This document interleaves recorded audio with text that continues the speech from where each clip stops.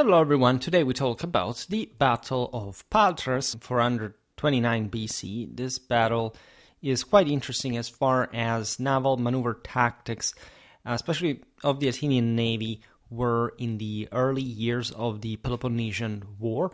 Today we will essentially read Thucydides' account of the clash from the very raw evidence, in fact, and beautiful literature, of course, that this constitutes about such technicality, such tactics.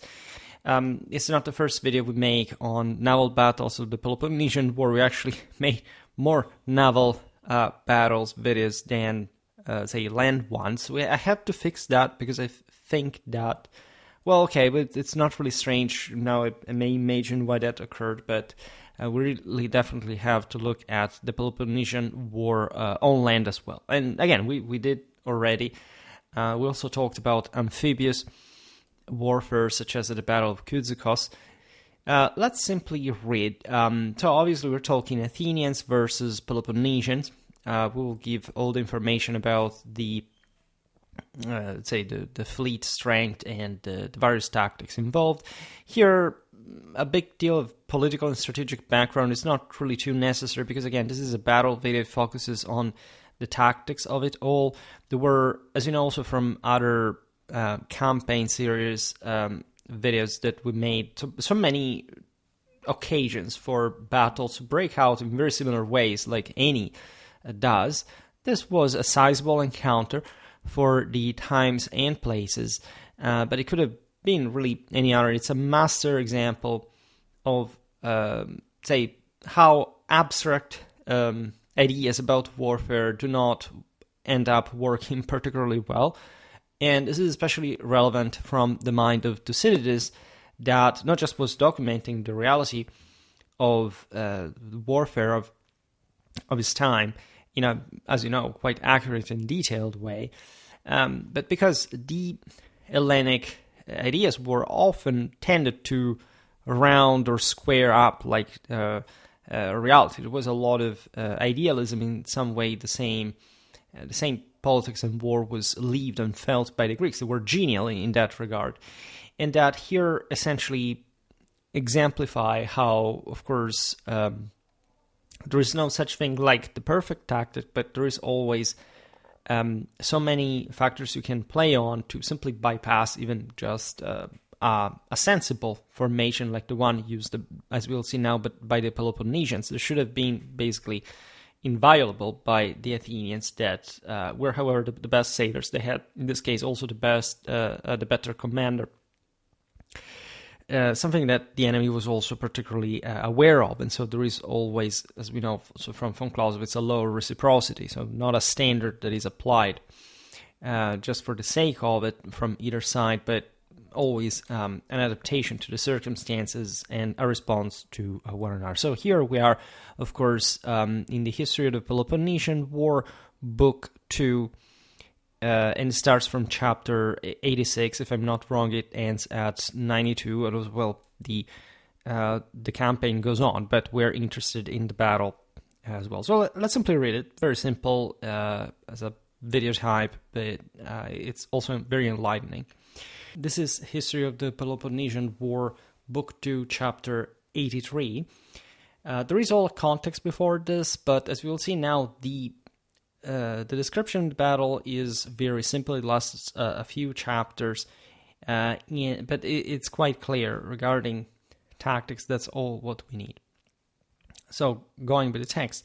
In the meantime, the fleet of Corinth and the other confederates, so these were the Peloponnesians, by the way, because they were the Spartans, the Corinthians, against the Athenians, that was set out from the Chrysian Gulf and to join with Cnemus to hinder the lower Acarnanians from aiding the upper, came not at all, but were compelled to fight with Phormio. Phormio was the Athenian commander, and those 20 Athenian galleys that kept watch at Naupactus about the same time that the skirmish was at Stratus. For as they sailed along the shore, Phormio waited on them till they were out of the strait, intending to set upon them in the open sea. And the Corinthians and their confederates went not as to fight by sea, but furnish rather for the land service in Acarnania, and never thought that the Athenians, with their 20 galleys, durst fight with theirs that were 740. Nevertheless, when they saw that the Athenians as themselves sailed by one shore, kept over against them on the other, and that now when they went off from Patras in Achaia to go over to Acarnania in the opposite continent, the Athenians came towards them from Chalcis and the river Evenus, and also knew that they had come to anchor there the night before. They found that they were then to fight of necessity directly against the mouth of the strait. The commanders of the fleet were such as the cities that set it forth had severally appointed, but of the Corinthians these: Macon, so this was only the Peloponnesian commander, Isocrates, and Agatharchidas. The Peloponnesians ordered their fleet in such a manner as they made thereof a circle as great as, without leaving the spaces so wide as for the Athenians to pass through, they were possibly able with the stems of their galleys outward and sterns inward, and into the midst thereof received such small vessels as came with them, and also 5 of their swiftest galleys, the which were at narrow passages to come forth in whatsoever part of the enemy should charge. Right, so this is quite important because you immediately see also from the picture the formation outline, and this is actually something that of course I don't know who's watching also in the future, etc., how they found this video, but as a medievalist I can't help to intrude in this classical narrative by observing this is exactly how a Scottish skiltrum would work, right? Or at least the Scottish skiltrum is also not like the meme of a round formation of pikemen. It was actually normal battle line, but the notion like of having circling, more performing forces like the Athenian ones in this case, it could have been just like feudal knights out there in the Middle Ages, and essentially creating a circle formation would thus limit basically maneuverability and or basically acting very individually. Was there an opportunity in front of them to exploit that, in fact, could not be exploited by the enemy as well, to basically eliminate the problem of having a rear and a flank to be attacked on. And I made multiple videos on classical naval warfare, what were the Dicplus, the Periplus, etc., like the most, also the only kind of top kind of naval maneuvers that could be enacted to knock an enemy out. We also observed how, in fact, it was really mostly a matter of ability and training and experience, etc. Here, what we want to appreciate about the Corinthian deployment is that, of course, it prevents the Athenians that have caught this contingent, much larger contingent than theirs in open sea, so to say, to perform a surgical attack on them. Like the Peloponnesians knew basically the Athenians were better than them, especially this battle would shock them in a sense, and they thought, okay, we are more, let's create a massive fortress and let's deploy, because there are cargoes as well to protect inside of it, and let's also use a reserve, which is always what happens. We've seen it also the Battle of Courtrai. Again, keep bringing up medieval examples, but in this ultra defensive sense, like you have the main line, the circle in this case, and then inside some units that can intervene, especially to destroy any intrusion attempt, any possibility to exploit a possible breakthrough into attack. In fact, through, for example, like through the Dicplus, eventually attacking from the rear, from within the circle once you have broken into it. And this is obvious because just the ship that breaks through has spent itself in some ways, and instead you're fresher, you're behind, and you can also more easily point to it at that point, and also see it happening and where and are. So pointed much better here in the drawing. You see also how the reserves would have themselves been disposed in some sort of circle to minimize, in fact, the maneuvers aiming at countering any enemy breakthrough, right? So it makes a lot of sense. Here the source stresses that the Spartan order was fairly tight, so this had the purpose of not having the Athenians break. The Athenians, however, we'll see what they do now. You can see it also from the picture.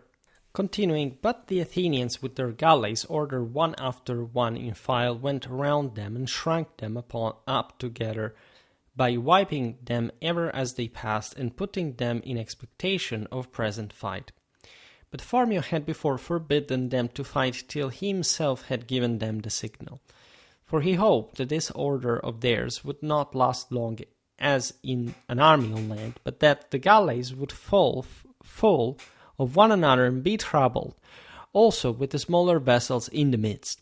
And if the wind should also blow out of the gulf, in expectation whereof he so went round them, and which usually blew there every morning, he made account, they would then instantly be disordered.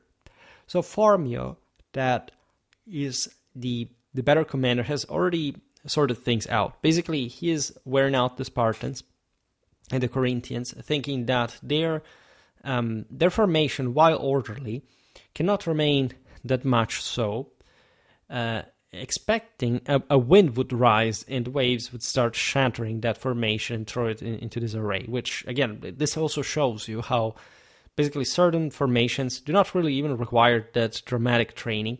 Right? When you think even about land armies at times, oh my God, they had all these formations. Yeah, because guess what? You can easily form them. As a matter of fact, it doesn't even require all this great training. As we've seen, say, battle tactics were mostly very similar to one another. They weren't particularly sort of innovative formations or unusual ones thrown in fray, etc.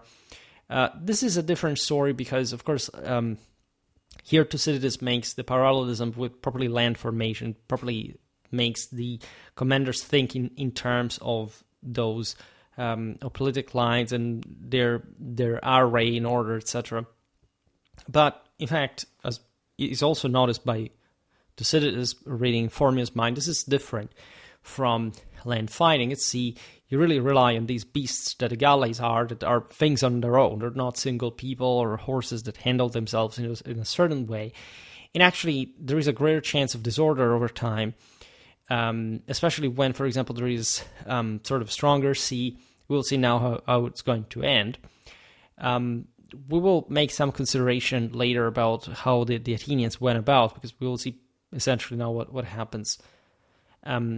Continuing, as for giving the onset, because his galleys were more agile than the galleys of the enemy, he thought it was in his own election and would be most opportune on that occasion. When this wind was up and the galleys of the Peloponnesians, being already contracted into a narrow compass, were both ways troubled by the wind and whittled by their own lesser vessels that encumbered them, and when one galley fell full of another, and the mariners labored to set them clear with their poles, and through the noise they made, keeping off and reviling each other, heard nothing neither of their charge nor of the galley's direction. This is important because it gives you an idea of the sensorial importance of order, and just like of the capacity to recognize what was going on during combat within the same hulls and all this stuff. And through want of skill unable to keep up their oars in a troubled sea, rendered the galley untractable to him that sat at the helm. Then with this opportunity he gave the signal. And the Athenians, charging, drowned first one of the admiral galleys and divers others. After it in the several parts they assaulted and brought them to that pass at length, that not one applying himself to the fight, they fled all towards Patras and Dyme, cities of Achaia. The Athenians, after they had chased them and taken 12 galleys and slain most of the men that were in them, fell off and went to Molucreum. And when they had there set up a trophy and consecrated one galley to Neptune, they returned with the rest to Naupactus. The Peloponnesians with the remainder of the fleet went presently along the coast of Cylene, the arsenal of the Eleans. And thither, after the battle of Stratos, came also Cnemus from Leucas, and with him those galleys that were there, with which this other fleet should have been joined, etc. Right. So this continues because there is eventually also the Battle of Formium, and it's another story. So you may say, but it's pretty simple. Yeah, it's pretty simple, but there are some considerations to make about it. So first of all, it's very interesting that the Athenians basically managed to intercept this Peloponnesian fleet that is double its size, to aggressively engage them and try, in fact, to take them out. And although far superior in numbers, the Peloponnesian Admiral Machaon knew that in open water the Athenians were better, and so they would have won even against them. I mean, to an extent, they were surprised because they said, "But we have even more double ships than them."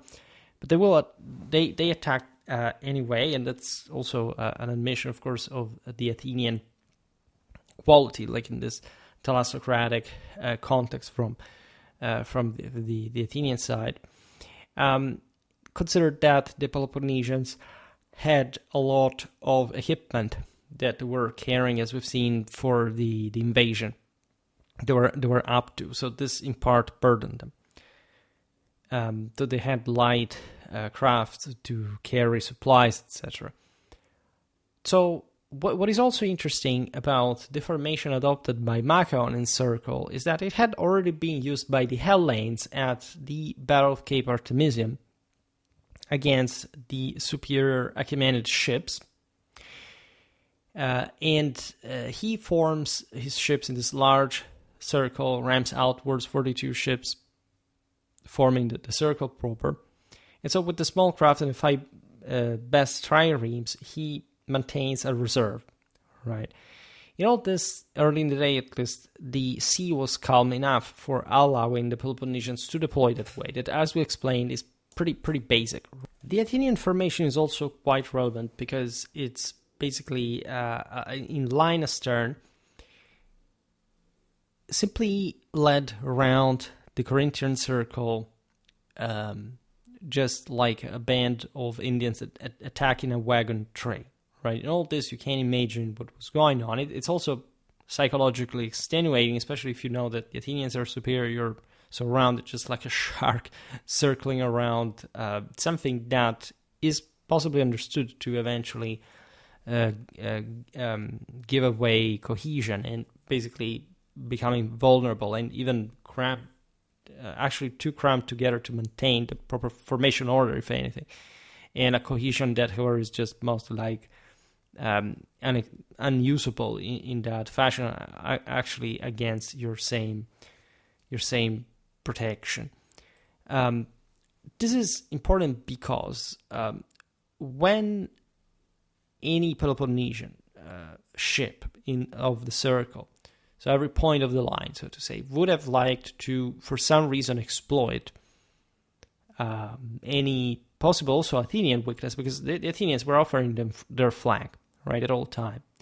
But the Peloponnesians perfectly knew that being worse than the Athenians, so even if they had managed to, say, damage the Athenian line, which was possible, because in strictly geometrical principle, and that's where the point is, that there isn't such a thing just like that, right, in warfare, but it's about moral force, skill, etc., courage. In the following passages, by the way, of Thucydides, in the following chapters, there is because there is another battle after this, where the Peloponnesians are traumatized by this defeat, and they accepted basically, except courage, maybe they didn't have basically many other, and maybe at some point here they had been caught by surprise. So maybe in a more prepared situation they could have prevailed over the Athenians, but for the rest, these were objectively better than them, right? The possibility of just smashing, say, into an Athenian ship, so also hopefully breaking the line, etc., would have endangered the Peloponnesian formation itself. So that's the point. This is a general strategic principle. If you're stronger, you do not put yourself in defense, right?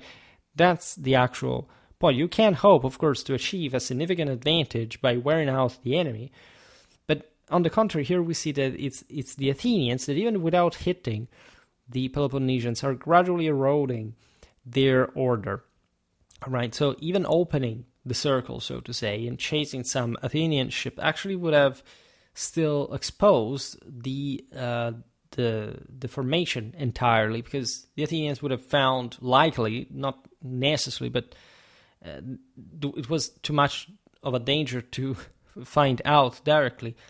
The same found a way through the same Peloponnesian formation, right? So this without mentioning that, in turn, like even if you hit an enemy ship like coming out of the circle, and you knock out that specific ship on the line, behind that there is another ship that is going, in this sense, not really full speed, but capable of, at that point, attacking you from the side as well. And you can say, but when maybe at that point yet another Peloponnesian ship could intervene. Well, yes, but this is not a cutting of the T. This is really just one random ship at a time, and the rest of the Peloponnesian ships are, say, ever more distant from that point, from that tangent, basically, that the Athenian line astern becomes compared, to the circle, to the Peloponnesian circle itself, right? So there's actually not much an advantage to exploit to begin with, and in that position, the Athenians are actually advantaged, right? And they can wait. It's interesting that Phormio thought that, again, the wind would actually rise up at some point and starting disordering the formation. In that sense, by the way, by circling around the Peloponnesian circle, the Athenians were paradoxically tightening the enemy formation even more. And that was the point, to actually cram them so much that when wind and water would have started becoming rougher, that would have caused more collision within the system. Also consider, again, the Peloponnesians have the cargoes inside the circle as well. So that's not very useful. That's also actually something that the same Athenians do not want to do anything about, because, as we said before, even with the Diekplos managing to get through the enemy line, they would have just found some reserves ready to strike them back, and this sort of lack of space within the same Peloponnesian formation. So it would have not been advantageous, even for the Athenians, but to wait in this regard. You can argue that maybe the odds were actually balanced, and the Athenians here risked to. But it's also such a masterful display of superiority, and let's say in a way that literally they didn't even basically have to fight. We saw how the Peloponnesian fleet basically simply loses any functionality, and the Athenians simply ride them over, so to say. That it becomes really it's difficult not to see this as a poor Peloponnesian decision. By the way, in the following encounters, like there would be defeats from the Athenian side and from the Peloponnesian ones as well. They're all mixed. There was a much dirtier operational and tactical dimension of warfare that not even the Athenians, as the superior side, could really escape, right? But this is also to show, as I was saying at the beginning of the video, how there isn't such a thing really like not perfect formation, but even more just like one that simply and magically solves everything without risks, and especially one in which you're basically giving up the initiative, and so allowing the enemy to devise some strategy to take you out, deliberately hoping that just by sitting there you're safe, and that the system does not actually change. This is a physically wrong idea, right? Not just because, again, the elements themselves at some point will oblige you to change a bit your mind, but because the enemy, again, is also not sitting ducks, and on the contrary is probably awaiting for your doom that can arrive, in fact, through different paths. This is, I think, quite an important lesson overall. In fact, as the morning wore on, the wind got up, which had been expected and counted on by formula. You can think of luck, but there is also a coup d'oeil, there is a general... This is a not very discussed topic. Probably there is something published about it, but let's say Greece, not just in ancient, but in medieval times as well, means that as long as more or less now technology remained based on the same fundamentals at this point, with all this closed land, right, islands everywhere, so many, not really necessarily forced passages, but passages that you can expect sort of the enemy to pass through, etc., has a very specific geography that also allows to conventionally predict with some degree of likelihood when, say, which winds are going to occur, in which direction, what kind of whirlwinds, because that's seen from, say, from the above, that's how they really look like, occur in a certain type part of the year. And so here we do not know how Formio actually got to know about this weather conditions, the fact that wind would eventually rise. That's something that, again, you can, if you're particularly familiar with a place and or just you have observed as a skilled sea wolf, so to say, the general surroundings for a few times, you can't hope to predict or to understand, like to see, right? These commanders would have had, again, a vision regarding this geographical and atmospheric dimension that is completely lost, and that was truly feeling the power of nature, right? So the effect of the wind and waves which got up was devastating on the Corinthian formation, Peloponnesian formation, and being stationary in the water, they could not maintain formation and began to drift into each other, and this swell made things difficult for their inexperienced oarsmen, right? That couldn't even just maintain control, because you can maintain a formation even in those circumstances, but this was becoming, like, for less experience from troops that were less experienced than the Athenians, very difficult. Plus they had this cargo in the circle, which was pretty burdensome, as we've seen, and adding to the complication of the whole picture.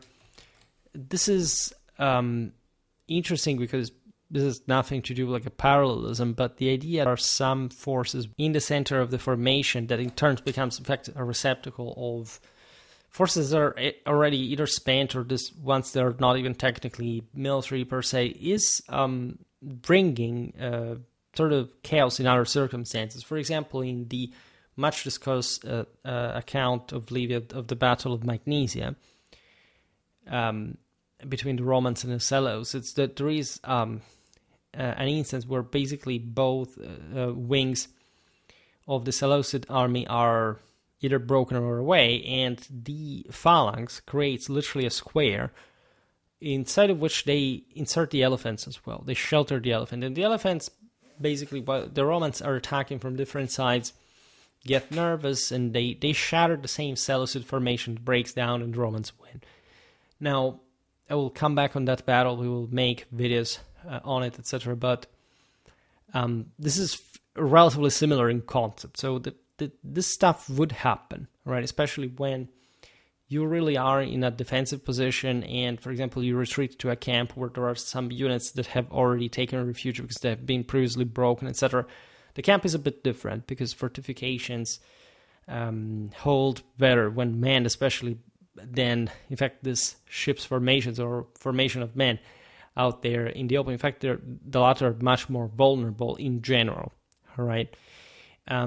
Here, you see basically also some extra technicality because of the ships, right, that are not told, well, okay, these guys will have just to break formation because of what was going on. No, they are essentially inexperience and chaos increases.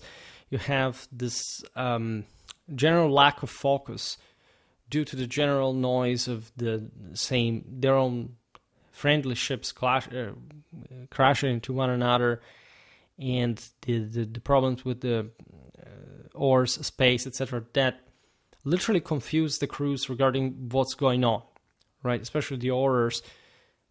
Where's the enemy? What's going on? Because normally, again, they awaited even during the attacks of the ships like us, during the charge, literally some kind of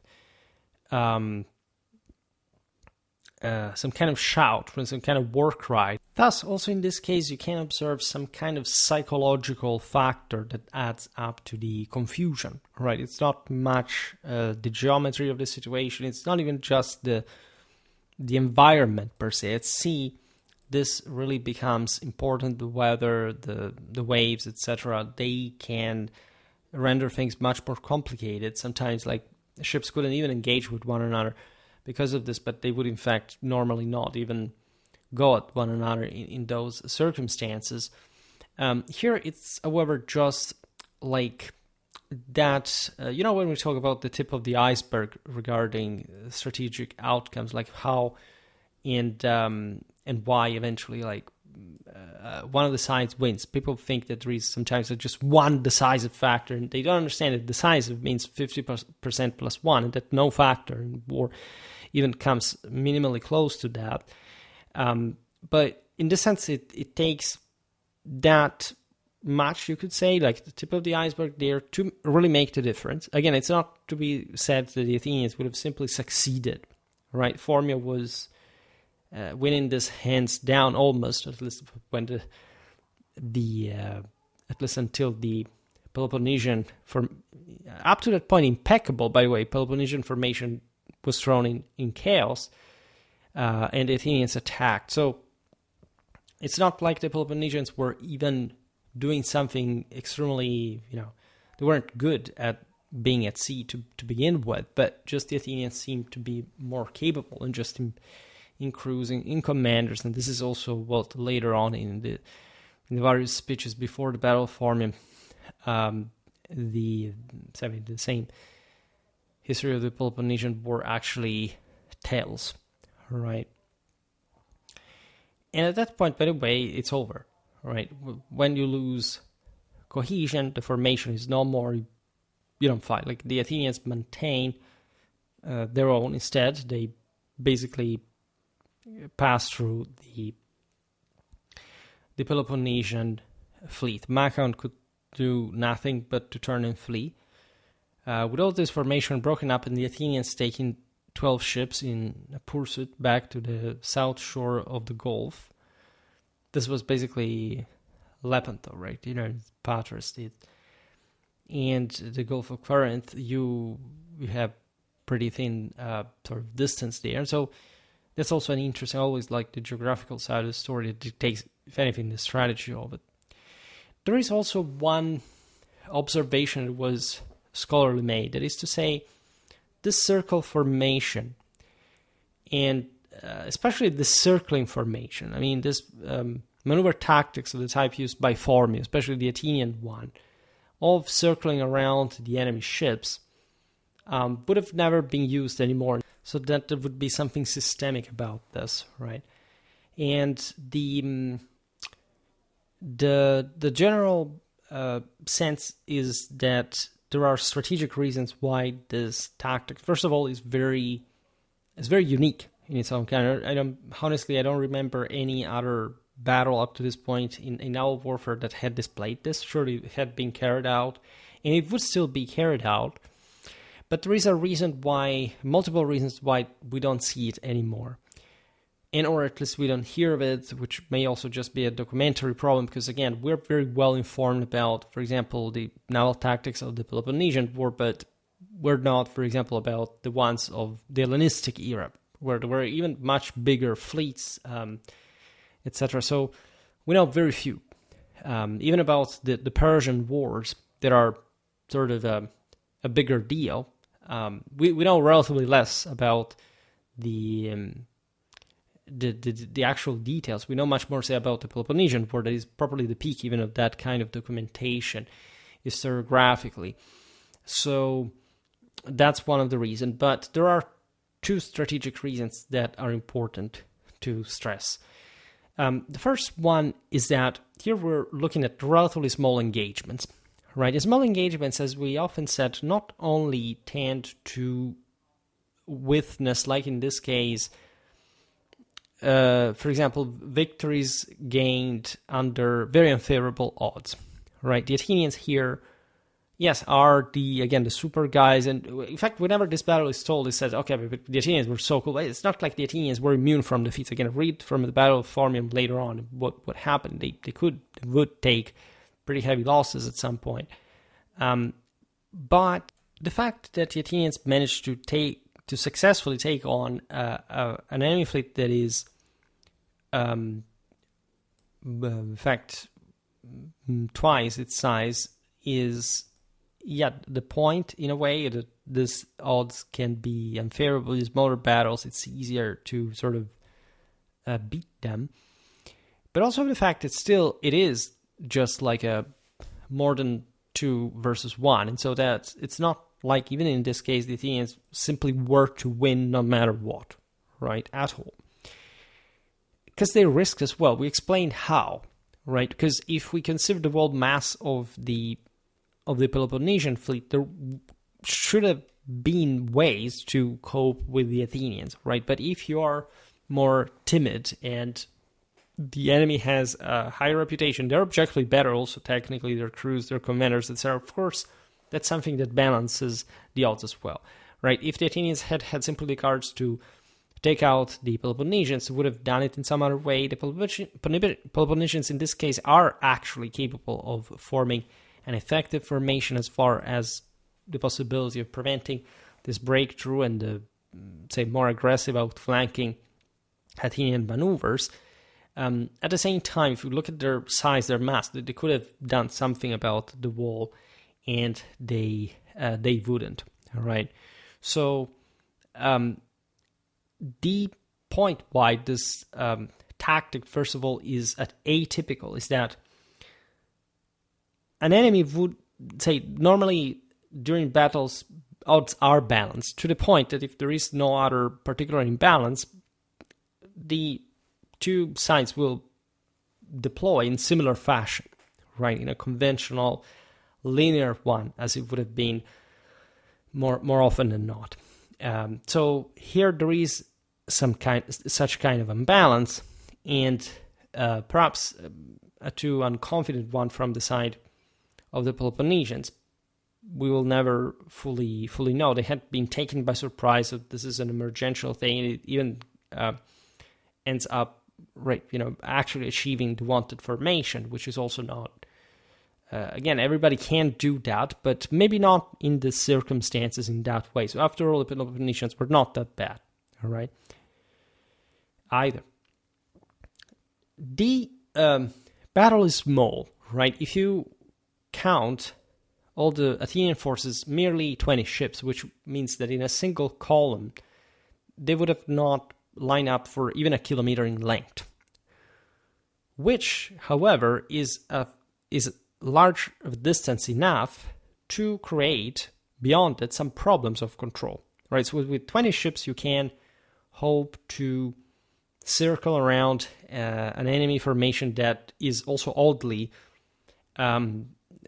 shaped as a circle. The fact of you having the confidence and the vision to start circling around it is also atypical, and it can be performed because this is a fairly small contingent, right? It's not really too small. It's not like 20 ships or 47 from the other side, especially too small. It's just like a medium, tendentially smaller clash.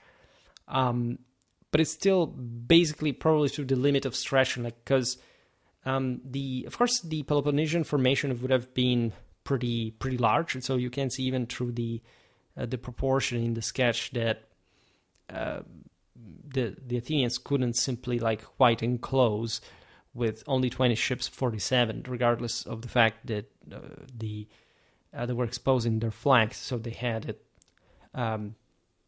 sort of from a longer side on their own.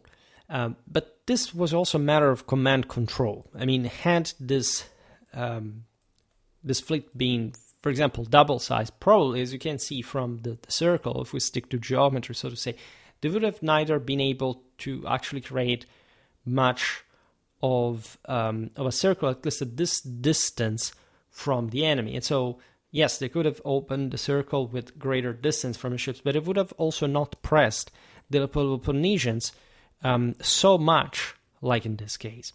And this is important because if you instead imagine a larger Athenian fleet that at that point would have really had been stronger too and confident maybe to try to break through regardless of the Corinthian defenses, right?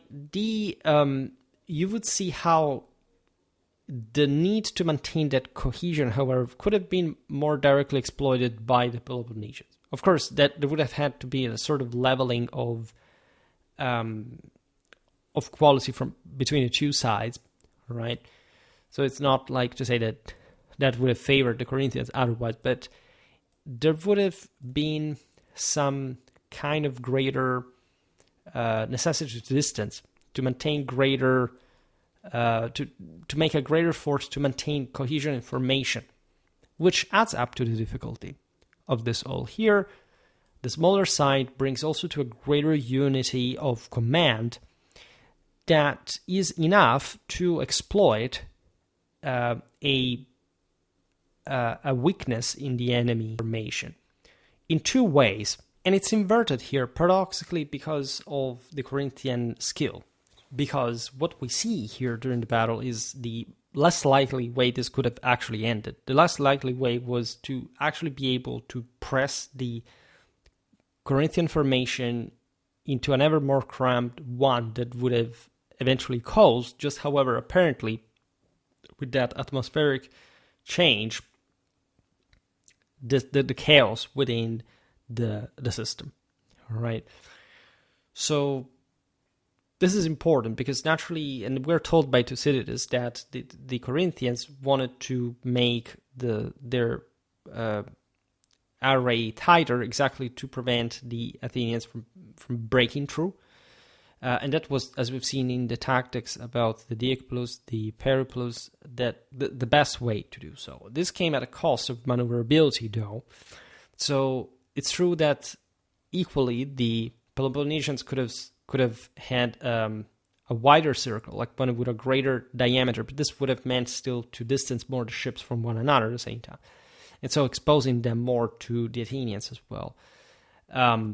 So probably they found the right compromise, so much so that the Athenians cannot really break through the more conventional way that would have been through one of those kind of operations. From one side, a Corinthian ship, as we said before, could have simply thought to be able to charge an Athenian one at some point. And again, we can almost feel why they wouldn't, because they didn't have the moral force to simply try that and to risk the defensive formation per se. The other one was the Athenians to try to break through, but they, according to Thucydides, didn't need that. Phormio had at least thought that the wind would have risen up at some point and favored the Athenians, so that they would have cooked their enemy right before the storm would give that final touch, like to make the entire formation crumble, right? But also one inherent advantage of the Athenian formation in this regard is that not just they're more proactive, and this circling around is really, it's really traumatic. It's literally like the shark that is swimming around you and showing you that he has all the force in the world, all the time in the world, and you are just sitting there and doing nothing about that. It's incredibly unnerving, right? We don't know whether these ships were so close to one another they could and would target each other with missiles, etc. But the ultimate point was that had the admiral ship by Phormio that led naturally the Athenian line had manage to break through at some point, like to steer all of a sudden and smash into, say, the weaker spot in the circle that the admiral would have found. And had he successfully gotten through, at that point, it is true that the Corinthians had reserves, right? So that also was actually the right move to do. It's basic strategy in that type of formation in particular, and not only. But at the same time, it's true that the Athenian ships would have still been pouring through the break, right? So while it's not said that, say here, it's very difficult to time it, right? And that's where the Athenians risked as well. And that's why probably they didn't break through, because probably the Peloponnesian formation was good. And there was no need to risk this battle, considering that you would have gone against unfavorable odds.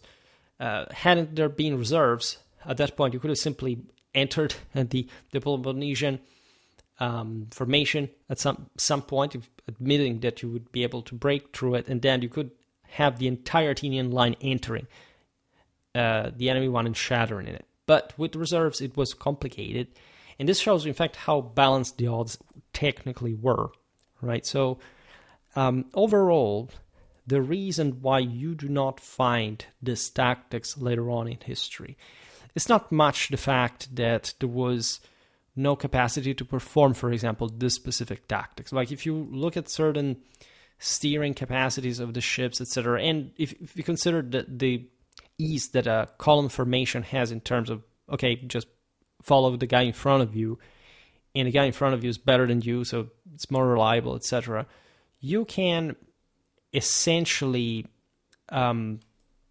perform that without problem.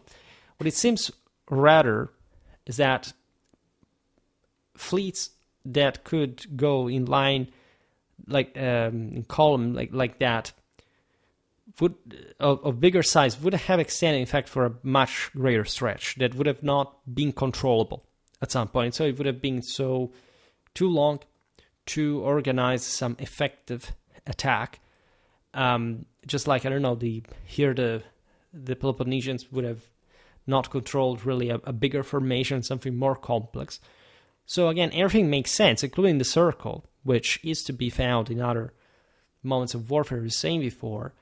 But literally had the line of ships been too long, individual ships at the back would have taken too long themselves to get up to where the action was, right? And could have neither really easily understood what would have been going on. At that point, it would have been better to have two separated detachments that would have had to, in this sense, attack somewhere, but you could have not circled around the enemy, because even if, like in this case, the circle was wider than the line, more extended than the line, this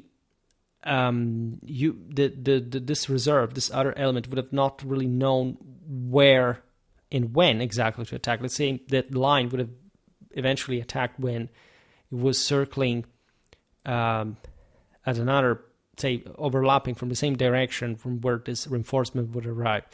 That's something that here was not done, because surely at some point Formia attacked, right? And we're not told when, but it's not important because we're told when, not how, actually, because the enemy formation had already been shattered, right? Otherwise, they would have had to attack, say, the enemy from both sides, and they probably would have employed that tactic. So that paradoxically, what we're seeing here is a very unusual situation, one that combines sort of very greater difference in quality, Athenian experience, Peloponnesian surprise. This also disparity in numbers, though.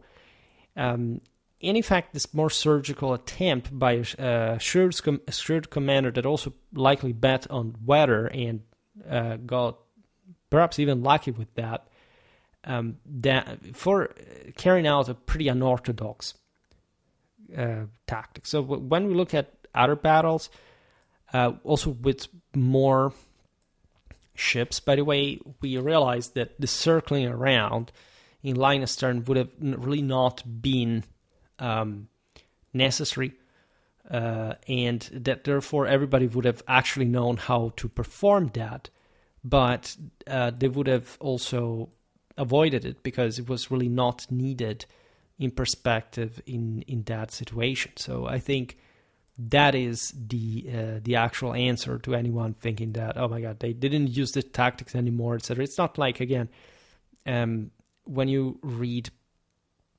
battle accounts and other stuff of this kind, it's like, I don't know, here we see a tactics, and so this must have been a specific phase of it. It's a bit like the applied heresy, right? You do not, like, certain parts of the academia have not even fallen into that because they didn't need to structurally or formalistically try to categorize every single thing that was happening, right? And even missing the broader point, it is to say, like in this case, how actually adaptable these fleets were, and how, in this sense, how sort of adaptable the same tactics were at the same time. So there's really nothing strange in practice to observe here. This, again, there were many other operations, many other clashes where this probably happened, also probably on a smaller scale, that, however, to a degree, were not even so relevant to be told. Here again, 20 ships versus like 50 is still big enough to be contemplated. Here, by the way, if you read the Battle of Formium later, that is not so relevant, but it's actually fascinating if you read that, because I had to read it just by admit that I got mistaken, because you have to search the actual part of the actual chapters of the book where this happens, and you end up reading something else thinking it's that battle, that not. But let's say, for example, here, Thucydides writes the Battle of Patras in 2 small chapters. If you follow immediately after, from chapter 86, the Battle of Formium and the whole context, etc., it's much longer, right? There are also the famous Thucydidean speeches of the admirals before battle. They actually tell you, as I was saying before, something more about how the contenders had seen this battle, from which, by the way, many Peloponnesians returned, because again, they lose 12 ships, which is also the final outcome, which is just not bad. Again, for 20 ships, like, taking out 12 is important.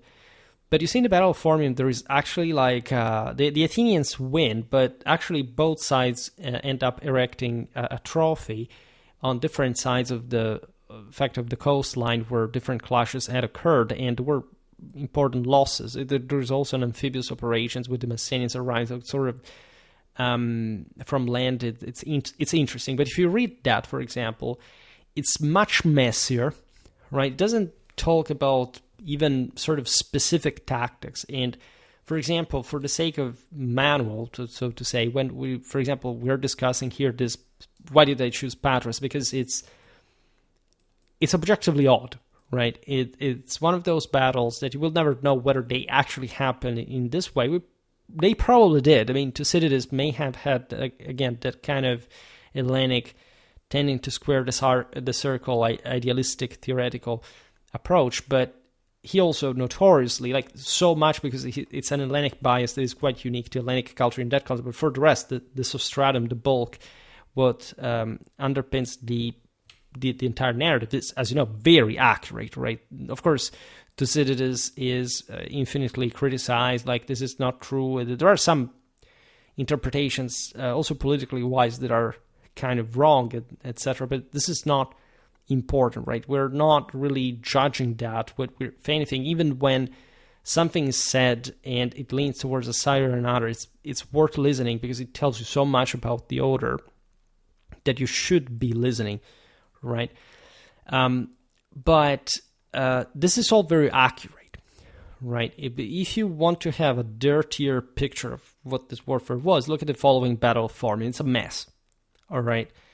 And it's really exemplificative of something way more typical, and probably also seen by the same Thucydides, like in this case, as more relevant in the bigger picture, all right? So yeah, this is pretty much the thing. For the rest, I don't know, talking about classical Hellenic warfare is always interesting. I started by this point, as I was saying at the beginning, like we should actually make a bit more videos about especially land battles of the Peloponnesian War. I remember in the early days of Schwerpunkt, we had Pylos and Sphacteria. Oh my God, I'm growing so nostalgic of that because it seemed like yesterday. And instead, it's such a long time ago. I would like to go back those times for so many reasons. But we go on, and we go on with the stuff that, of course, I would like to go back. With Schwerpunkt, I'm satisfied the way it is. Here we have, this is the 37th video made about Hellenic warfare. And I must say that, between one thing and another, like it's starting to be something, right? It's starting to be really a very nice, tidy library. We have Puno-Hellenic warfare, three videos about Puno-Hellenic warfare, 11 about Hellenic arms and armor. Really have a lot actually in coming. We recently talked about the Spartans. We have to talk more about the Spartans. And generally speaking, Hellenic warfare at large, right? Which includes up to, even later, like up to the 2nd century BC, telling you the truth, because from the Hellenistic era, as you know, there is roughly less that we know in detail about the same, Attica or Peloponnese, because there's really a different social context where you don't have a Thucydides anymore, right, to discover, and Herodotus or even a Xenophon regardless of the different centuries. In fact, they're writing still about the same core of that sort of classical Hellenic standpoint, classical politic warfare, etc. It changes with the Hellenistic era, right? But I'm really proud to have done so much, and actually I am planning to make more about Hellenic history. I have to really reorganize a bit the cycle because we're exhausting some branches of the cycle. And there is space for more, I would say, plain. I would actually like to maintain military history for what it is. At some point, there are some more civilian topics that we can't get in, but also some civilian ones we can exhaust and substitute instead with military stuff. So actually, I'm pretty eager to dive into the options that arise. And again, Hellenic history is, as you understand here from these examples, is always so didactic in a word or another. It's always providing you with that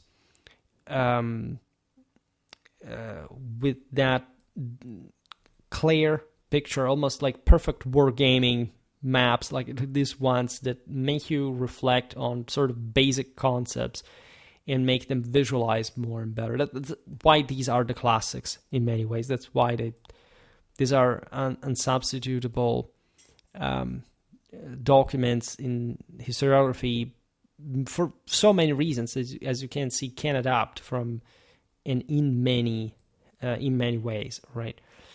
But really, there is a lot to do still, and it takes really a long time to work hard really for this stuff. And I hope the Schwerpunkt is growing on the basis of this, because it's I think it's important even just to talk about it, right? When I realized that we're making more more content than it there is watched is one thing, but say you realize that the people who subscribe every day, keep subscribing and getting memberships, etc., are really the product of this relentless work. And their increase means a lot, because it really reflects how functional it is at the end of the day for the channel, and how this still has attraction, right? And it's not going to simply fall, right? So we have really a great deal of appreciate, by the way, very much the new members. I never thank them, because every time I'm going to make soon a spring special, but I talk about so many different stuff that I don't think the